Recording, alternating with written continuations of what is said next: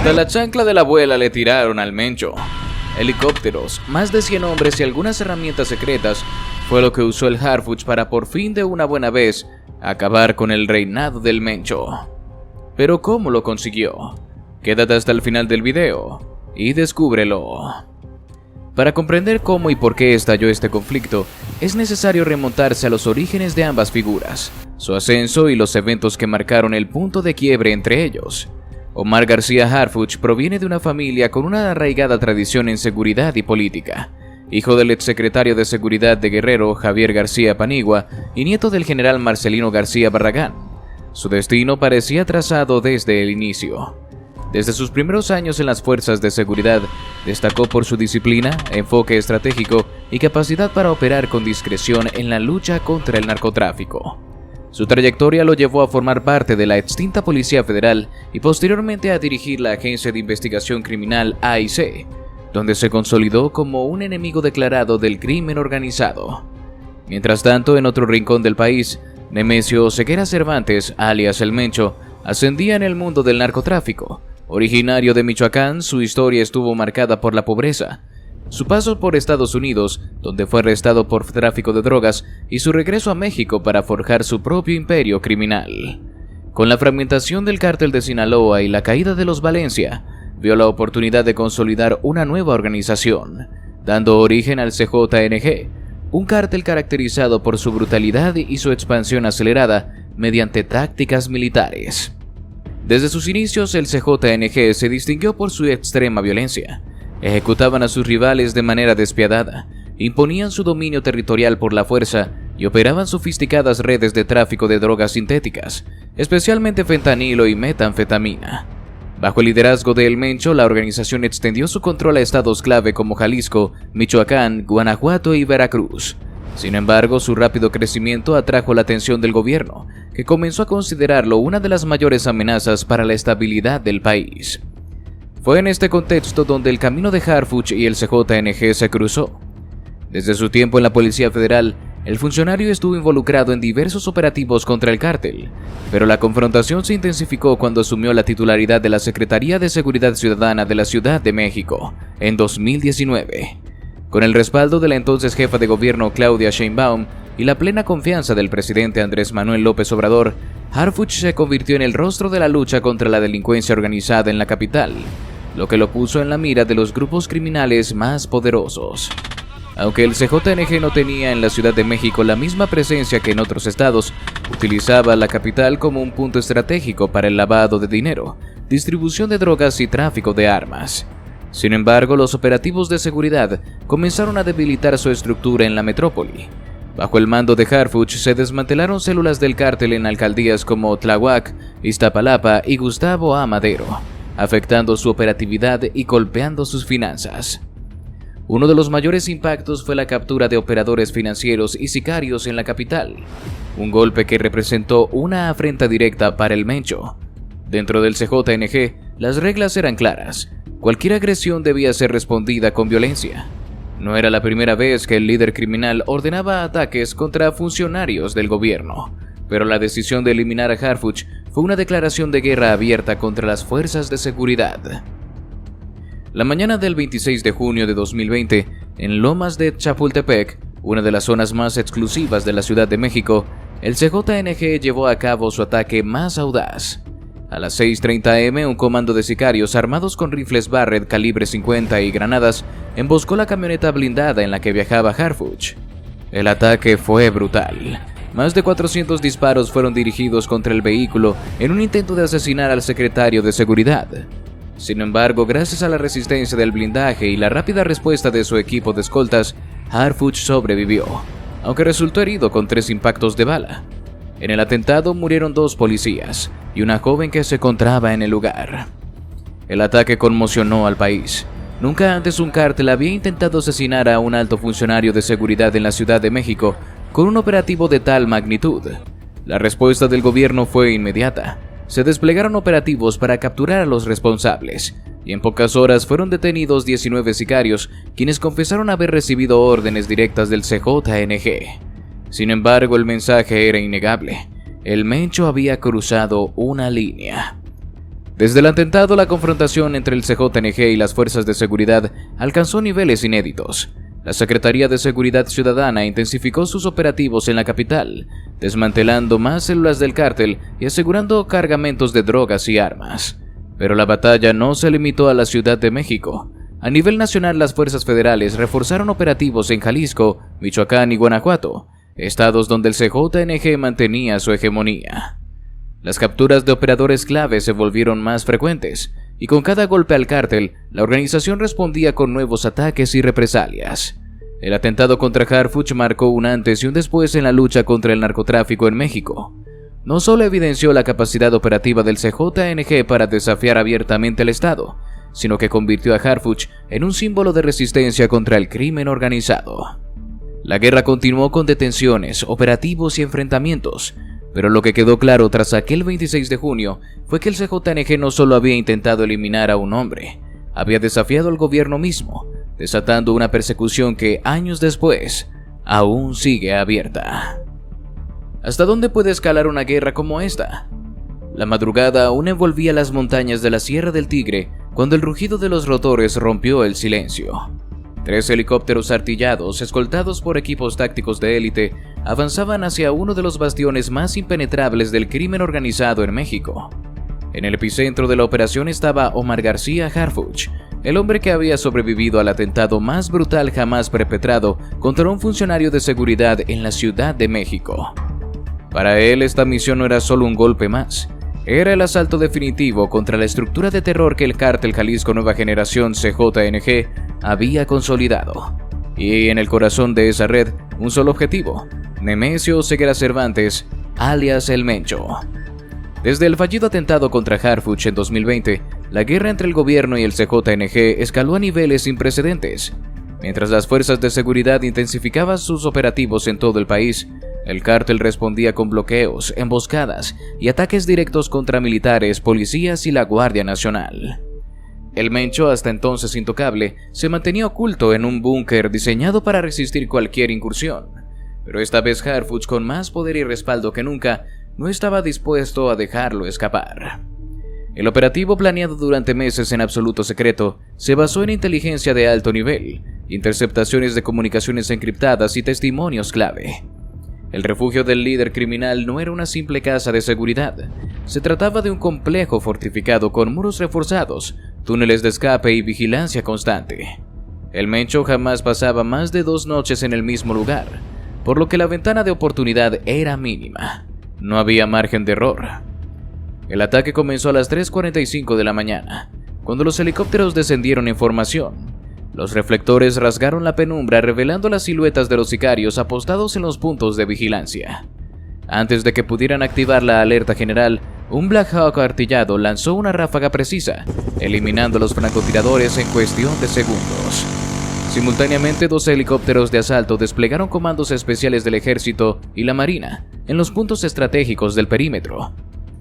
Las explosiones sacudieron la montaña cuando las tropas irrumpieron en el complejo.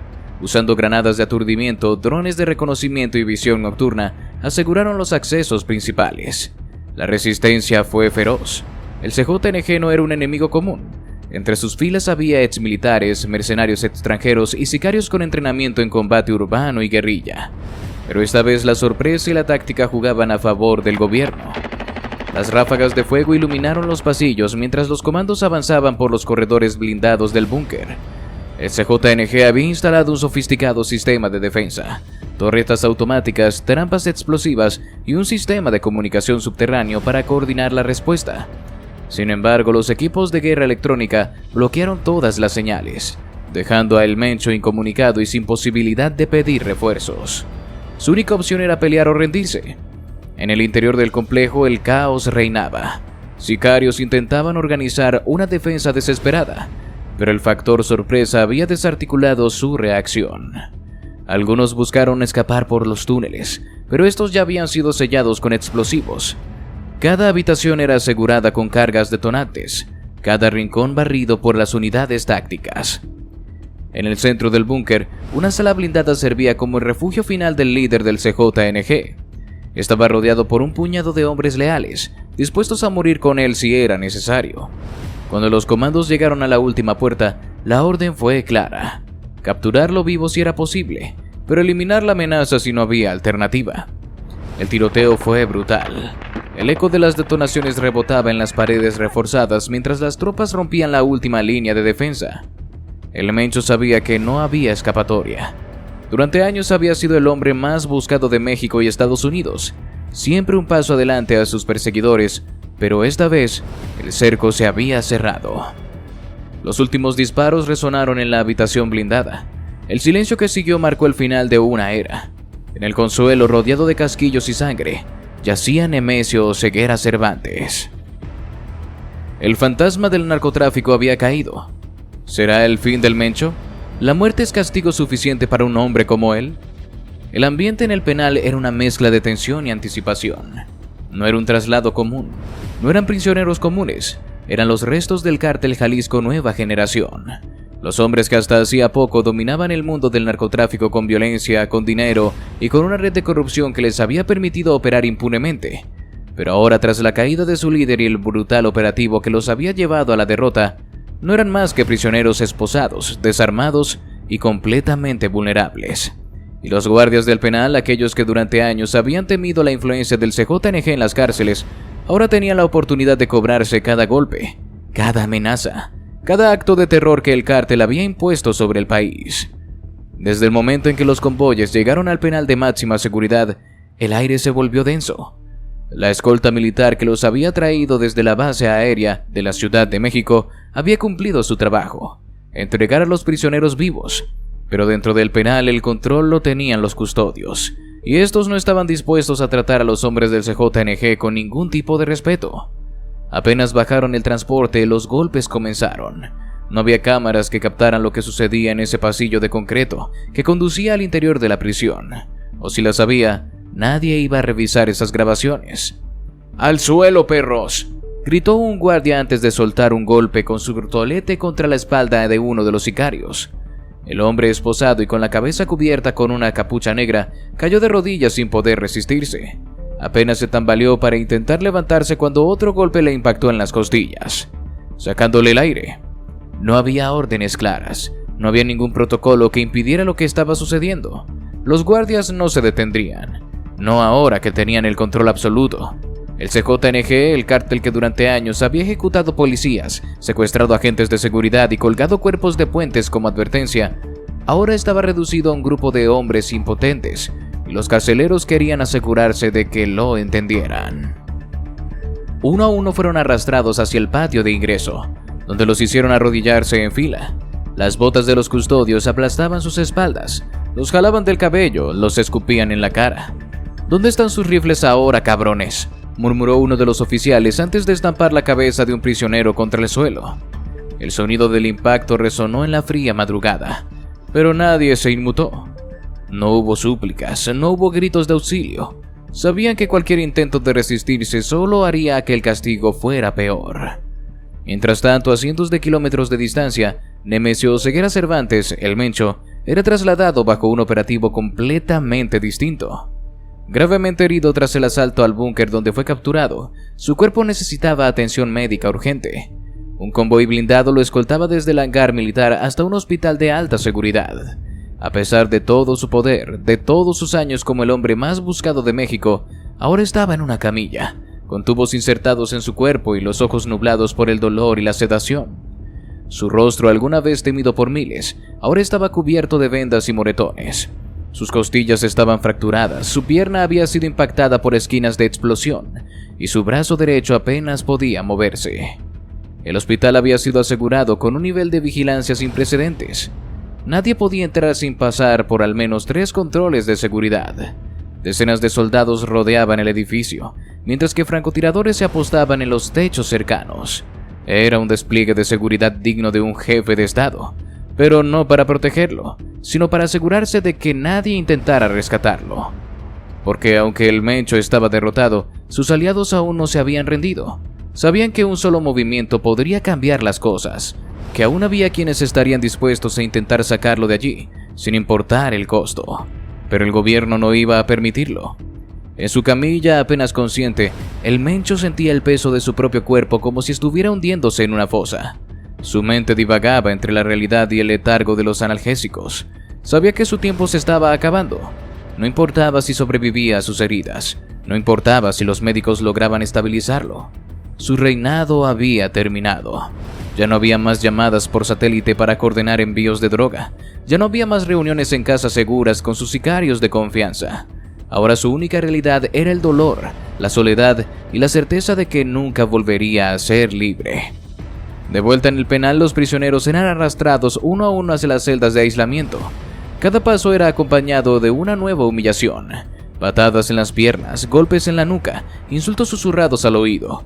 Uno de los jefes de plaza del CJNG, un hombre conocido como el Cuervo, intentó mantener la cabeza en alto mientras lo conducían por el pasillo.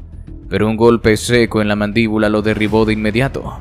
«Aquí no eres nadie», le susurró un guardia antes de escupirle en la cara. No era solo una golpiza, era la disolución de su identidad. La destrucción de la imagen de vulnerabilidad que había tenido mientras estaba libre.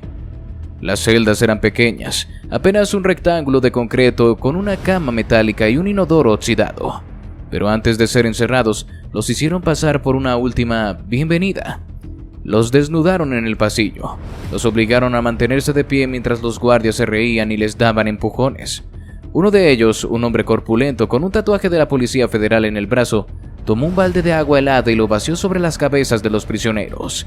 «Para que se vayan acostumbrando al frío», dijo con sorna. Otro sacó una manguera y la apuntó directamente al rostro de uno de los capos, dejándolo sin aire por varios segundos.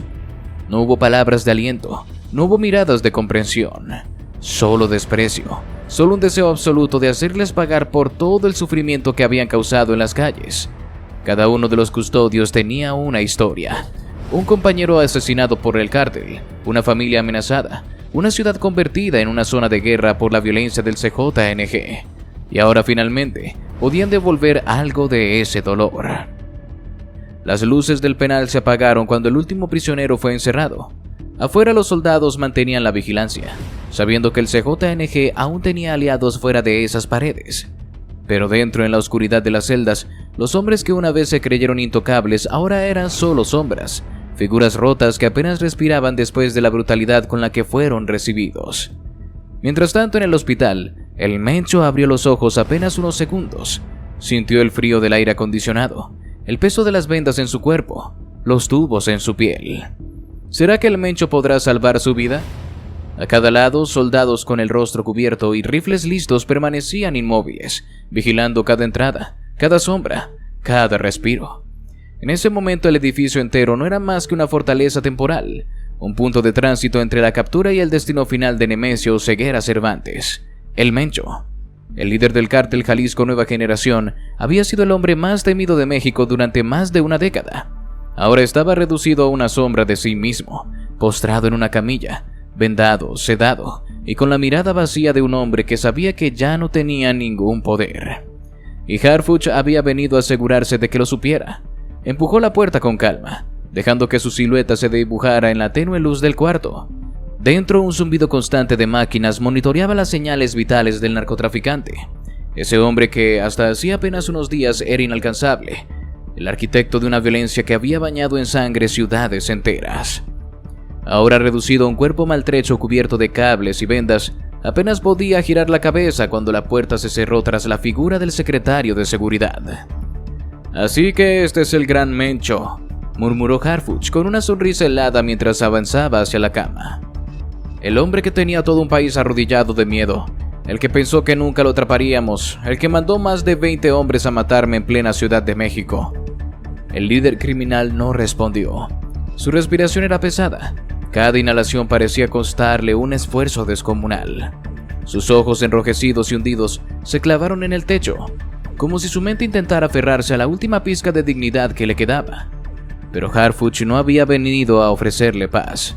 Había venido a hundirlo más en su miseria. ¿Sabes qué es lo más irónico de todo esto?, preguntó el funcionario, acercando una silla y sentándose con calma al lado de la camilla. «No moriste en tu búnker. No te dejaron desangrarte como un perro en la sierra. Te trajimos aquí. Te curamos. Nos aseguramos de que sobrevivieras. Y no por misericordia. No porque queramos que sigas respirando un segundo más de lo necesario. Lo hicimos porque quiero que sientas cada segundo de lo que viene después.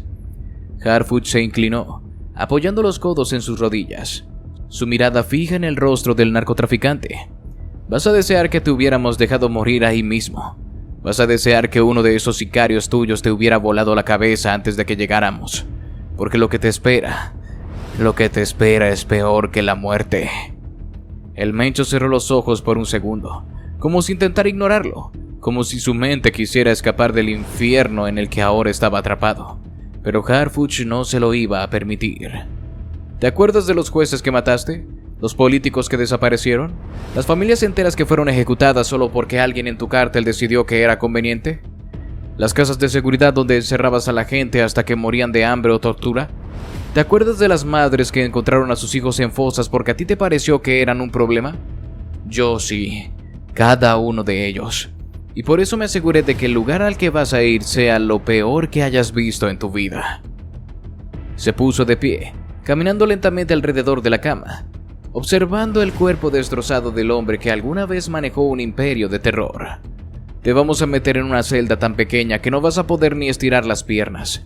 Vas a estar en la oscuridad, solo con una luz tenue para que nunca puedas dormir bien. Vas a estar aislado, sin poder hablar con nadie, sin recibir mensajes, sin nada que te recuerde que fuiste alguien importante. Te vamos a arrancar todo lo que alguna vez tuviste. Harfuch hizo una pausa, dejándole unos segundos para que las palabras se hundieran en la mente del capo.